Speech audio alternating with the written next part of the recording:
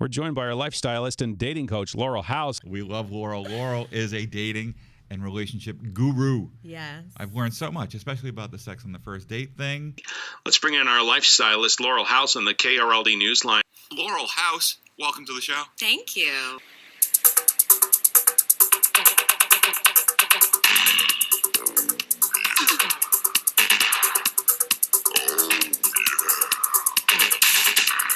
Love is like a skyscraper. Go down before you go up. Because you gotta dig the foundation. You want to dig down. You want to create the foundation at your core, and that's where you're going to have a real relationship. Let's be honest here. So if you're just looking at this chick and you're like, "Wow, she's so hot. Look at her body. She's so fun. I love hanging out with her." Who cares? Honestly, it doesn't matter. What matters is the substance behind. All that other stuff is fantastic and essential. It's the icing on the cake. Yes. I mean, okay, that's obvious, right? If he likes right? you, you'll know. If not, you'll be confused. It's just like this. Men never have the time, but they always find the time to get what they want. Here's a text from the 707. Laurel is my favorite.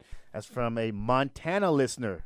And one of the things that I tell my clients to do is to do nightly thank yous and monthly check-ins, which is basically every night if you're feeling underappreciated by your spouse, if you feel like you're always going out of your way and they're not, or your boyfriend, and they're not appreciating you, it might also be the other way around. At night, when you're going to sleep, just say, I just want to thank you for taking the garbage out today. I just want to thank you for texting me before that. That's awesome. It was this injection of confidence that I really needed. It's so easy to be like, you know what? You're being an asshole. Yep. I don't like what you just did. It's so easy to do that. Yeah.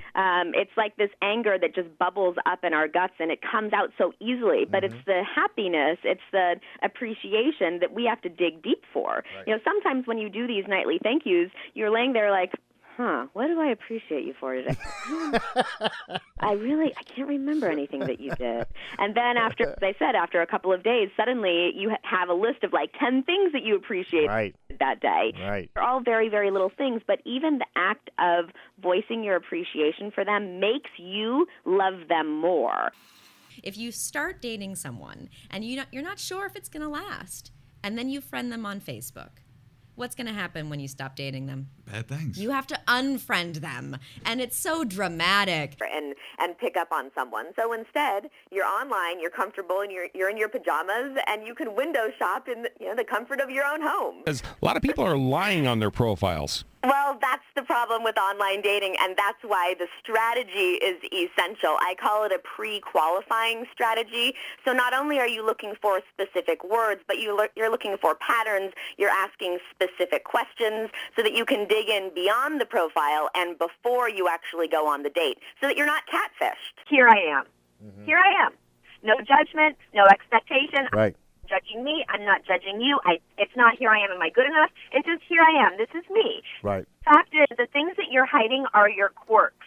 The quirks are what make you lovable. Those are what make you interesting. This is true. The fact that you're so pretty, sorry, I'm not going to love you because you're pretty.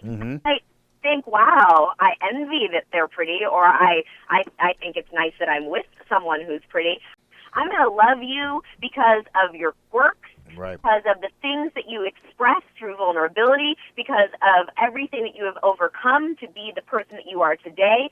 That's what makes you lovable. Stop hiding what makes you lovable unless you want to continue going on 4 dates max and being dumped. Yeah.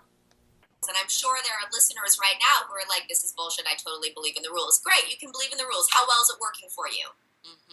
You know, do you have that depth of emotion? Do you have that complete vulnerability? Do you feel seen? And when I say seen, I don't mean can your husband or boyfriend see you? I mean, are you seen for who you are? Flaws and all. What I say to my clients is stop being so polite. Stop being so abrasive. Stop couching. Stop being a bitch. A woman needs to speak in a way that is assertive, non-apologetic, and direct, but sweet and authentic. It's all about being raw on the first date, about being vulnerable, about being your authentic self on the first date. And what women need to do is create an environment of trust. So by getting raw themselves, by exposing who they are, by telling some of your secrets, you're creating an environment for men to also get raw and to expose himself. But I mean, I think that's how real relationships start. Yeah. Oftentimes, especially when we're dating a lot of people, maybe when we're younger, we might go through someone who is fantastic and we don't see them in that light. Right. And then later on, when we reprioritize and maybe shift what's actually important and what we're looking for, and really when we realize that it's not what we want, but we start looking for what we need, we might realize that our ex was actually exactly what we need, just not at that time.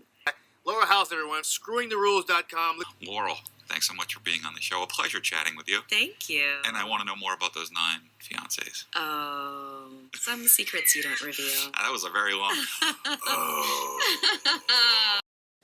Laurel House, ScrewingTheRules.com, and LaurelHouse.com. We just love that lady. She's always fun. She's spot on in all of her information. Well, she's one of the very few people who can get on the phone and have an entertaining conversation. I mean, very few people. That's a sign of a pro.